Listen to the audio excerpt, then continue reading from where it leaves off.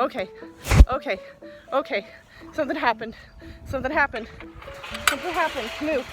Move, goats. And of course it's around milking time, but something happened. Oh my God. Hello, Lola. Did you have your baby? Did you have your baby, Mama? You did? You had it? Oh, look at it. Hi, Mama. Hello. Oh my God, you're so gorgeous. Oh my God. Okay, I was coming out to milk and I looked at it and I'm like, man, that looks kind of weird. And then I noticed there's a baby donkey. There's a baby donkey. Oh my God, I can't look. All ears and legs. Hello, darling. Hi, lovey. Lola, you did so good. Hello, little one. Hello. Oh, its ears are still all curled up. Oh, hello, little one. Oh my God, I can't even. Can you tell? Boy. Rennie, do you see your little fella? Do you see this little fella? Oh my God, look at those freaking ears. Look at those ears and the legs. Oh my God, I can't. Hello now. Hello, darling. Look how little. Oh my God, I can't even. I have no idea how old he is. He's completely dried off. And he's calm. And I don't know any names for him yet. But he's so cute.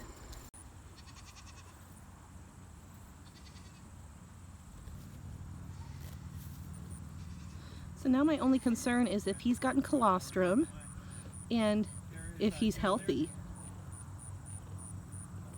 He needs mama's colostrum, that's for sure.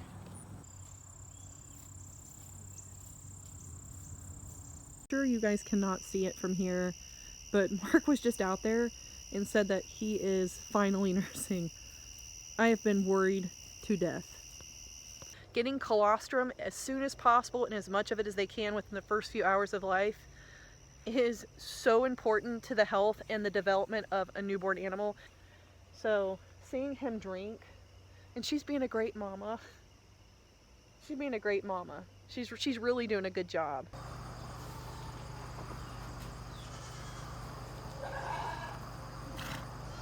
So I kind of changed my mind and I brought him in and I'm trying to get Lola to come in now. So I'm not quite sure how baby donkeys are supposed to act. Every time that I've ever been around a baby horse, they've been up and they move around real good, but he just seems a little lethargic.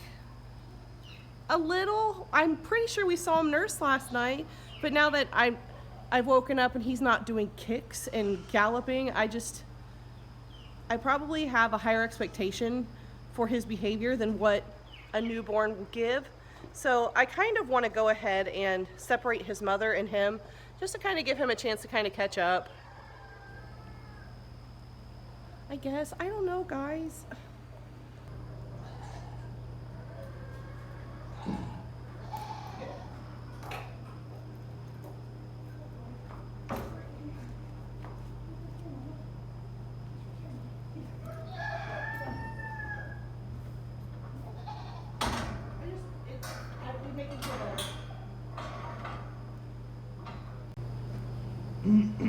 Have you checked if her milk came in? Does she have milk? Okay, good. Well, I thought, well, that could be a problem if she don't have milk in Easter and, you know. Last night we decided not to pull Lola, and I think we settled on a name in our live last night of Grogu. We decided not to pull them because we came out and it looked like he was nursing. We just checked. She does have milk. One side seems empty, the other side has a little in there, which makes me think that he is nursing, and maybe I'm just overreacting and I'm being overly protective and worried. But when I really think about it too, this is kind of how baby goats act for like the first day or two. It's this down head, like for most animals that signals lethargy and it signals I don't feel good. but he follows her all over the bloomin' field. She's attentive. She has milk. One side seems empty, which makes me think he's probably recently nursed. And when I put him close, he's not trying to like nurse or anything or bump, and it seems that he has been.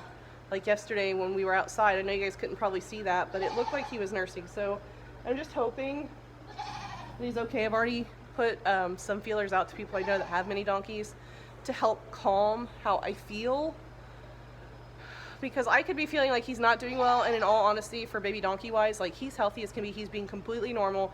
It's me that's being abnormal.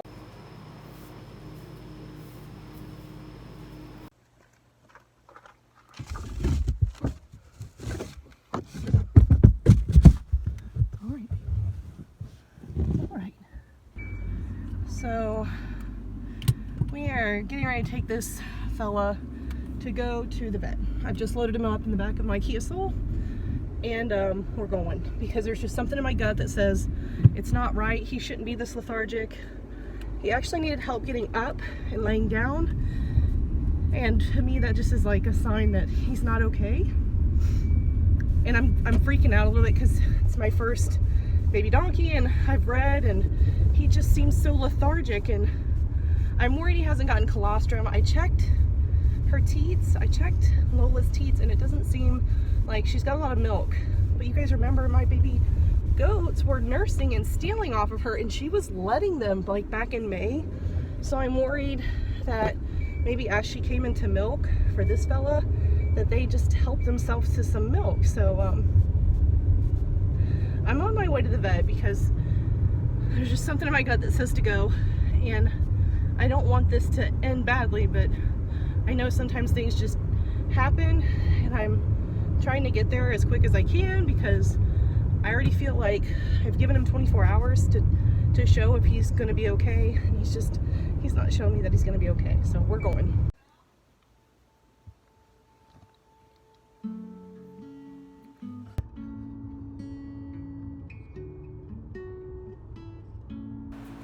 I'm really sorry, Mama. We really did try.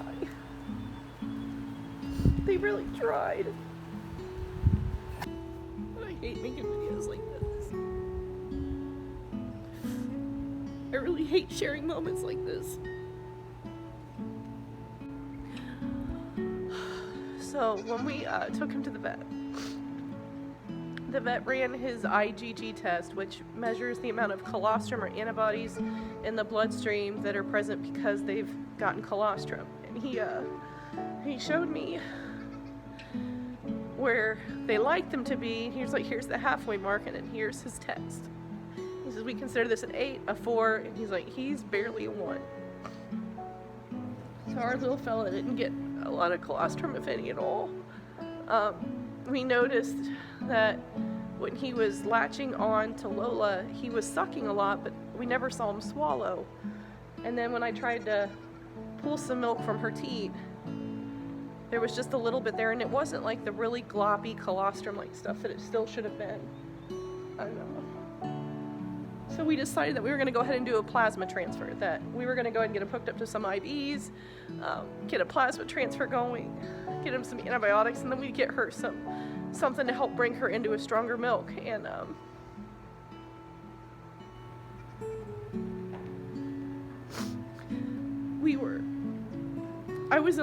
I know my vet very well. I shadowed him when I was young, so I was in the back with one of his vet techs, and they were giving him the plasma, and they were just gotten done with it, and they'd flushed the line, and they pulled it back, and we were getting ready to get him loaded and get him to go home, and all of a sudden he just seized.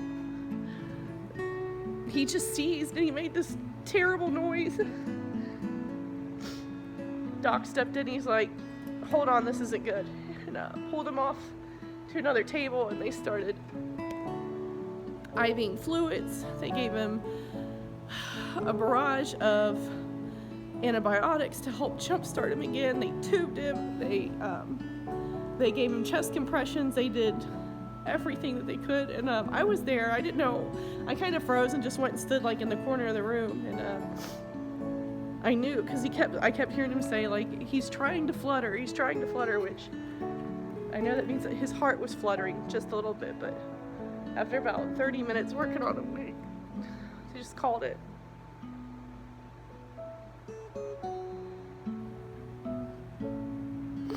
And I feel really guilty because I feel like the reason he didn't get colostrum is I had to go in with her. And I thought it was so cute that they would nurse and that she would let them nurse, but I think they nursed things that they weren't supposed to. I feel like maybe they stripped her of colostrum and she didn't have anything to give him. And I feel terrible because I was all excited and told Joe's been at my mom's since he's been born, and she texted me and wanted to talk about what we were going to name him, and I had to call her and be like, we're at the vet right now, so let's hold off on names. And I had to just call her. I just called her, and she was excited to come home and see the baby and to tell her there wasn't a baby to come home to. So. You'd think after doing stuff like this for 10 plus years that it wouldn't hurt, but it still hurts so much.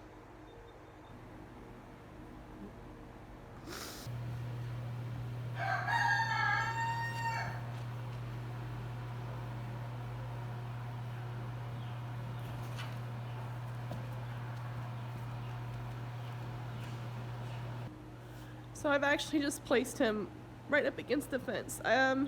My vet offers to take care of things after your animal's passed away, but I don't know, I just felt like that was really unfair to him to leave him there. So I brought him home. I also thought it would be helpful to let Lola understand and to grieve so that she's not constantly calling. So I've actually got him like up against the fence. She's calling right now.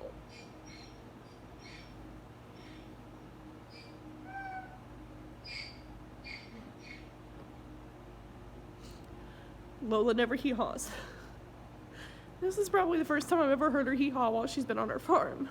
Rennie's the talker, not Lola, so it just hurts because she keeps coming in and she keeps looking at him.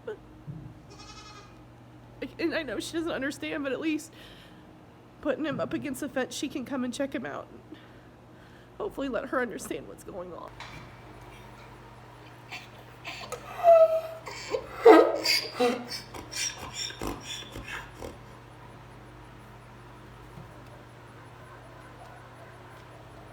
I really can't say that I'm bringing you guys along for a feel-good one this time. I know the beginning of this video starts off with so much excitement, and it ends like this. It was probably one of the most traumatic things that I've ever been around for. I've been blessed and honored to witness life and death in person when it comes to animals in my farm, but this one was hard. It was hard to watch the veterinarian team work on him for half an hour. He crashed quickly. They had the sonogram on his heart, and my vet just kept saying, I can see his heart fluttering, but it's not kicking over.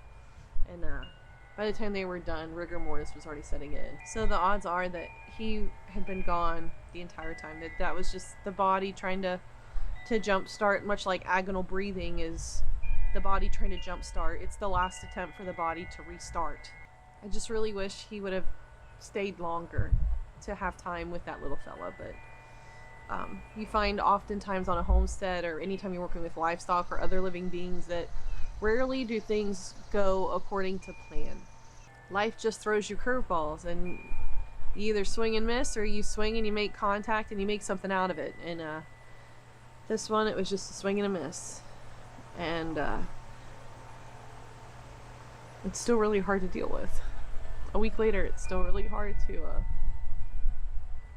think over, because the moment that I start talking about it, like I'm back in the vet's office, I'm back watching them work on this animal, and I'm back to wringing my hands nervously in the corner and trying not to like look directly at the vet team, because I know they're working hard, and I know my presence probably made it tougher for them knowing that I was watching and all of that, but I know that my vet team did the very best that they could.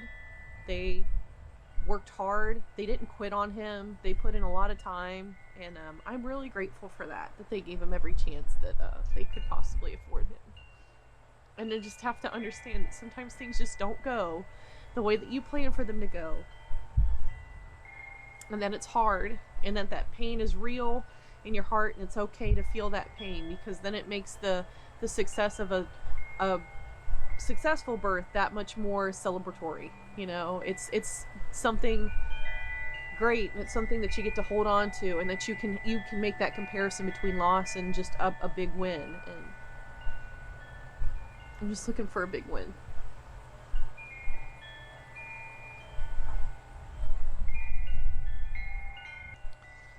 So I know that's not the video you guys were expecting today, and I'm really sorry that it's the video that I'm bringing to you. And I'm really trying to keep it. I'm trying to keep it in and try to keep it under control, but just sharing these moments with you guys is important to me. It's important for me to share these moments for people that think it's all rainbows and sunshine, and it's easy, or that farmers or homesteaders do not care about their livestock. Because we really do. We really, really do. It's important to share that, because I don't know how many times I've had people look at me and tell me that, you know, oh, you farm, or you do that, you're a homesteader, or you butcher your own chickens, or you only have your goats for milk, or you only have them have the babies so you can have their milk, and then the babies make you money. And I'm like, well, I mean, it's not like I don't care for them the entire time that they're here on my farm. It's not like I don't make an emotional connection through that. It is a relationship. On a homestead and a farm, it's a relationship with the earth, and it's a relationship with the livestock, and with the lifestyle, and the blood and the sweat and the tears that go into it, because they definitely are all there, and they all make up this recipe that is this lifestyle. And even these moments where it hurts, and it hurts to talk about it, I wouldn't trade it for anything. I wouldn't trade it for anything in the entire world. This is where I'm supposed to be. And I hope that until the next time we meet again, that you're all staying healthy out there and being kind to one another. And we'll catch you in the next one. And I'm sure it will be a happier one.